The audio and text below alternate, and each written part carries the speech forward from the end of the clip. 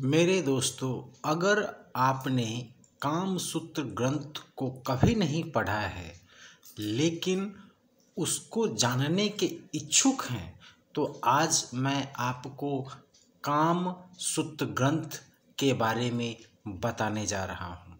आखिर कामसूत्र ग्रंथ में क्या है, ये जानना बहुत ज़रूरी है, क्योंकि हमारे समाज में इस ग्रंथ के प्रति बहुत गलत विचार फैले हुए हैं। उसको हटाने के लिए आज हमने ये वीडियो बनाया है, इसे आप ज़रूर सुनिए। इसके पहले कामसूत्र ग्रंथ का इतिहास जानना ज़रूरी है। सबसे पहले कामसूत्र ग्रंथ को किसने लिखा? वो व्यक्ति महादेव के अनुचर नंदी हैं, जिन्होंने कामसूत्र ग्रंथ की प्रथम बार रचना की। उसके पश्चात उद्दालक के पुत्र श्वेतकेतु ने कामसूत्र ग्रंथ को 500 अध्यायों में संक्षेप किया। फिर उसके बाद पांचाल निवासी आचार्य बाभव्य ने इसको 7 अलग अलग अधिकरणों में विभक्त कर दिया। अधिकरण कहते हैं विषय को, अर्थात जो पुस्तक एक थी जिसमें एक ही अध्याय था, उसको बाभव्य ने 7 अलग अलग विषय बना दिए और वो 7 अलग अलग विषयों पर उन्होंने उसको संक्षेप किया। फिर उसके बाद उस हर एक विषय पर एक अलग पुस्तक लिखी गई, जो उस समय लोगों की डिमांड थी कि इस पुस्तक को अलग अलग विषयों पर लिखा जाए। इसलिए उस समय के आचार्य ने इस पुस्तक को अलग अलग भागों में लिखा। इसमें जो 7 अध्याय है वो क्रमशः इस प्रकार है। पहला साधारण, जिसको आचार्य चारायण ने एक अलग ही ग्रंथ बनाया। दूसरा विषय सांप्रयोगिक है, जिसको आचार्य सुवर्णनाभ ने एक अलग ग्रंथ बनाया। तीसरा जो विषय है वो है कन्या संप्रयुक्त, जिसको आचार्य घोटक मुख ने एक अलग ग्रंथ बनाया। चौथा जो विषय है वो है भार्याधिकारिक, जिसको आचार्य गुणर्दीय ने एक अलग शास्त्र बनाया। पांचवा जो विषय है वो है पारदारिक, जिसको आचार्य गोनिका पुत्र ने एक अलग शास्त्र बनाया। छठा जो विषय है वो है वैशिक, जिसको आचार्य दत्तक ने एक अलग शास्त्र बनाया। और अंतिम और 7वां जो विषय है वो है औपनिषदिक, जिसको आचार्य कुचुमार ने एक अलग शास्त्र बनाया। उस समय व्यक्तियों के डिमांड पर इस एक पुस्तक को 7 पुस्तकों में विभक्त कर दिया गया, लेकिन महर्षि वात्सायन ने फिर इस सभी 7 विषयों को एक पुस्तक में कन्वर्ट कर दिया और इसे क्षिप्त कर दिया।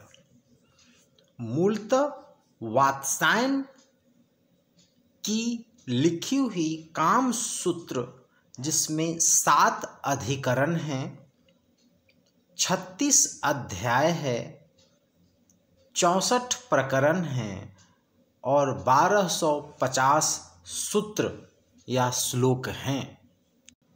अब हम एक एक विषय पर चर्चा करेंगे। तो सबसे पहला जो विषय है, जिसे अधिकरण कहते हैं, उसका नाम साधारण है।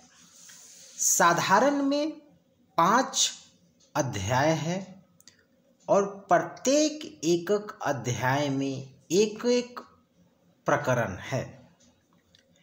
ये साधारण जो विषय है, ये मूलतः किस आधार पर लिखी गई है और इसमें क्या है, ये जानिए।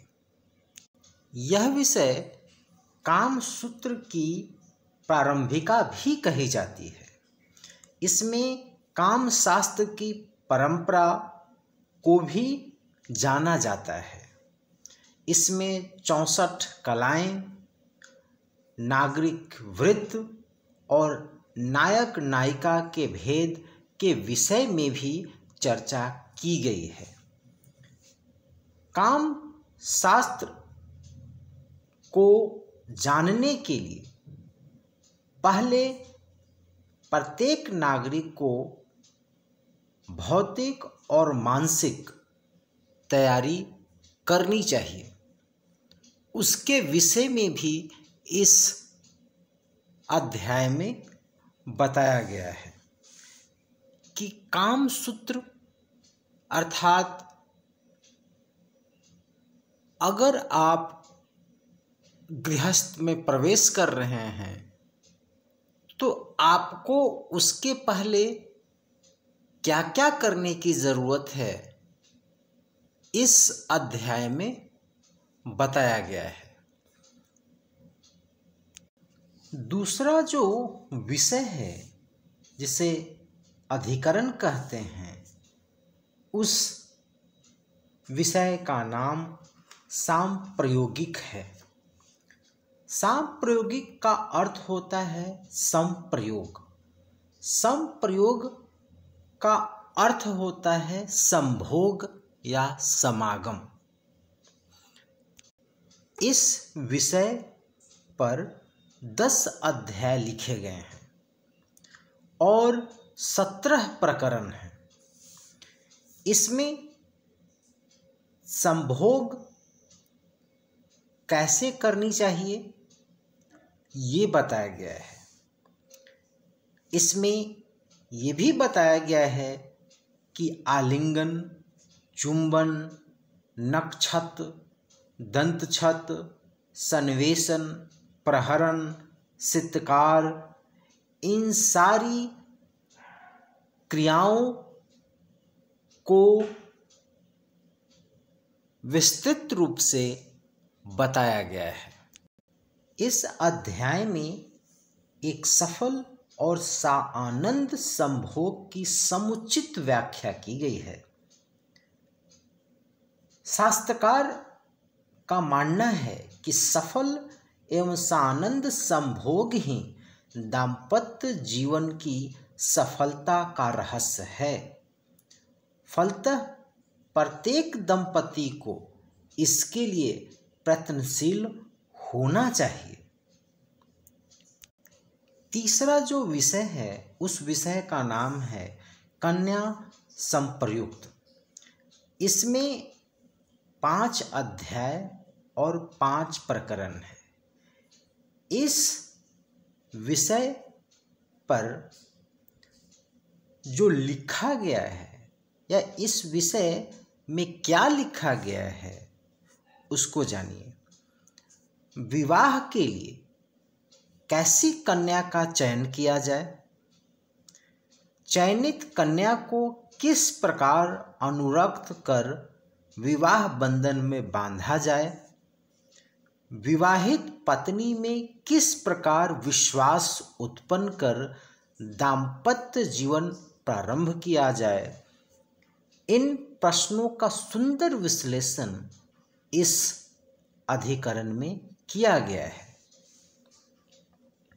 इस अधिकरण में उन कन्याओं और पुरुषों का भी मार्गदर्शन किया गया है जिनका विवाह नहीं हो रहा है। इसमें दाम्पत्य जीवन कैसे सफल हो उसको भी समझाया गया है। वात्सायन का ये मानना है कि सामाजिक एवं नैतिक मर्यादाओं को स्वीकार करते हुए प्रेम विवाह या विवाह में परिणत प्रेम को ही विशेष महत्व देना चाहिए, जिससे पत्नी और प्रेमिका का सम्मिश्रण रूप ही जीवन सहचर में प्राप्त हो सके। चौथा जो विषय है उस विषय का नाम है भार्याधिकारिक। इसमें 2 अध्याय और 8 प्रकरण हैं। इसमें क्या बताया गया है वो सुनिए।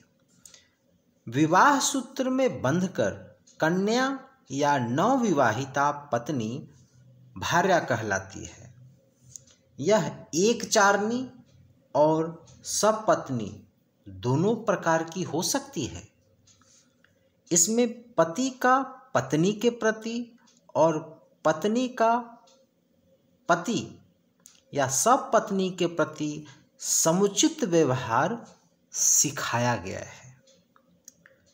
वात्सायन का मानना है कि सपत्नी की संतति से लालन पालन में ईर्ष्या के लिए कोई अवकाश नहीं रखना चाहिए, क्योंकि वह भी नायक का वंशाकुर है।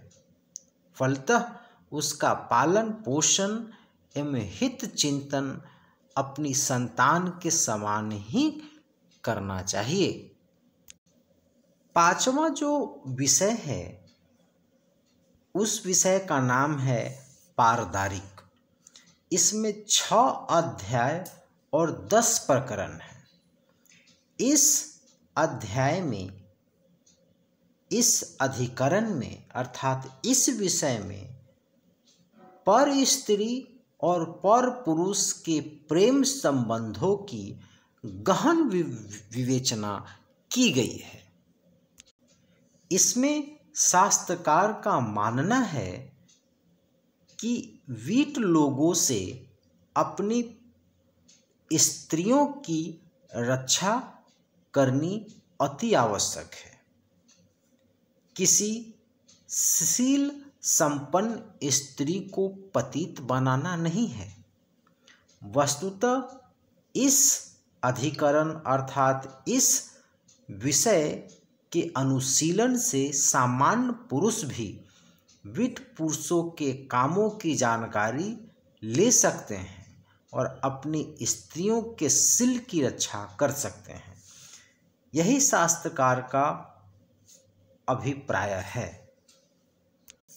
यहाँ पर विट का अर्थ उस कामुक व्यक्ति से है जिससे अपने पत्नी को बचाया कैसे जाए उसका वर्णन किया गया है।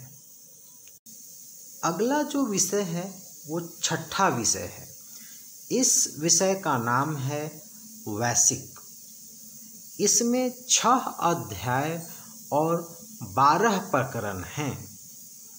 इसमें मूलतः वेश्याओं के चरित्र, अर्थ प्राप्ति के उपाय, विरक्त नायक को मिलाने के उपाय, लाभ विशेष आदि की चर्चा की गई है। महर्षि वात्सायन ने इस विषय के आरंभ में ही यह स्पष्ट कर दिया है कि इसमें कथित योगों के प्रयोग का अधिकार वेश्या को है, वैश्विक नायक को नहीं। वस्तुतः यह अधिकरण वेश्याओं का मार्गदर्शन करने के लिए ही लिखा गया है, किंतु आनुषंगिक रूप से यह भी स्पष्ट कर दिया गया है कि वेश्यावृत्ति भयंकर दुर्व्यसन है, जिससे अर्थ और शरीर दोनों को हानि होती है। वास्तव में इस अधिकरण में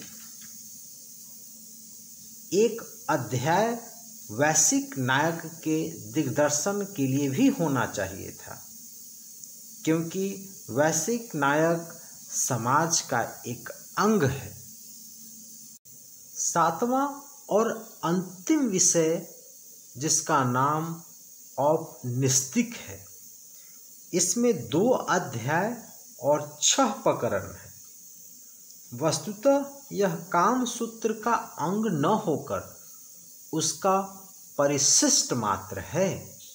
इसके आरंभ में ही स्पष्ट कर दिया गया है कि यदि पूर्व कथित रीति से नायिका या सफल संभोग प्राप्त न हो, तभी इस अधिकरण में बताए गए योगों का प्रयोग करना चाहिए। इसमें रूप लावण्य को बढ़ाने के उपाय, वशीकरण और बाजीकरण के योग, नष्ट राग को पुनर्जीवित करने के उपाय, कृत्रिम साधन आदि के उपयोगों को बताया गया है। लेकिन अंत में यह भी स्पष्ट कर दिया गया है कि यह अपवित्र और निंदित है, इसका प्रयोग नहीं करना चाहिए।